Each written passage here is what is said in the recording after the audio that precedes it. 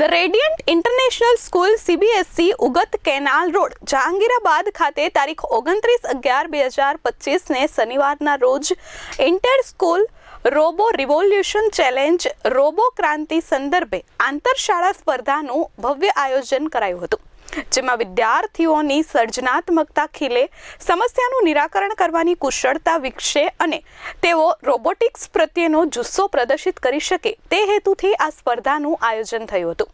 આ સ્પર્ધામાં કુલ 17 શાળાના ધોરણ 5 થી 9ના વિદ્યાર્થીઓએ ભાગ લીધો તેમજ 31 જેટલી ટીમે રોબોટિક્સ અંતર્ગત જુદા જુદા પ્રોજેક્ટ રજૂ કર્યા। पर्यावरण सुरक्षित राखवामां रोबोटिक्सनी भूमिका, कृषि क्षेत्रे रोबोटिक्सनी भूमिका, वाहन व्यवहार क्षेत्रे रोबोटिक्सनी भूमिका आ 3 थीम पर आधारित जुदा जुदा प्रोजेक्ट विद्यार्थीओए रजू कर्या, जे खूब ज आकर्षक रह्या। प्रोजेक्टों रहेली नवीनता, सर्जनात्मकता, प्रोजेक्टनी समजूती अने प्रस्तुतिना आधारे तेनुं मूल्यांकन करी श्रेष्ठ कृतिओने विजेता जाहेर करवामां आवी। आ प्रोजेक्ट में automatic traffic signal, automatic ambulance disaster management with robotic, automatic plastic electricity generator, ध्वनि प्रदूषण पर रोबोटिक द्वारा नियंत्रण, वन्यजीवों की सलामती तेमज सुरक्षा में रोबोटिक की भूमिका, सूका और भीना कचरानो निकाल करती स्मार्ट डस्टबीन जेवा प्रोजेक्ट विज्ञानना शिक्षक मित्रों और विद्यार्थी मित्रों द्वारा रजू थया हता। आ कॉम्पिटिशन में सौथी सफल project the radiant international school CBSE द्वारा तेमना आचार्य तुषार परमार अने शिक्षक मित्रों मार्गदर्शन हेठळ विद्यार्थीओए फायर आई रेंजर रजू करी अन्य शाळा अने विद्यार्थी माटे आकर्षणनुं केंद्र बन्युं हतुं। आ कॉम्पिटिशन खूब सफल रही होवाथी विद्यार्थीओमां विज्ञाननी जिज्ञासा अकबंध रही हती। गुड मॉर्निंग, मारू नाम वेद मिठाईवाला है। हूँ रेडियंट इंटरनेशनल स्कूल में भणुं छुं। आज Amaru fire smart firing system.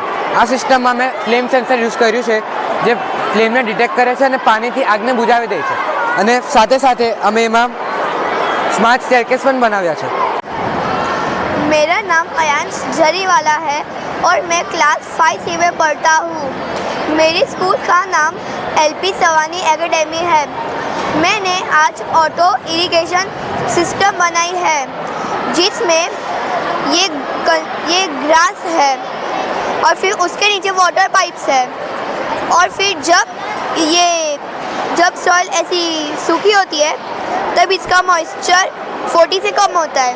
जब 40 से कम मॉइस्चर होता है तब ऑटोमेटिकली इसमें से वाटर जाके प्लांट्स को पानी दे देता है।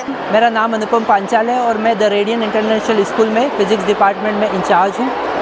यहाँ पर आज हमने रोबो रिवॉल्यूशन चैलेंज रोबोटिक्स का कंपटीशन ऑर्गेनाइज़ किया है और इसमें हमने मेनली 3 थीम पर काम किया है: एग्रीकल्चर, ट्रांसपोर्टेशन और इन्वायरमेंट।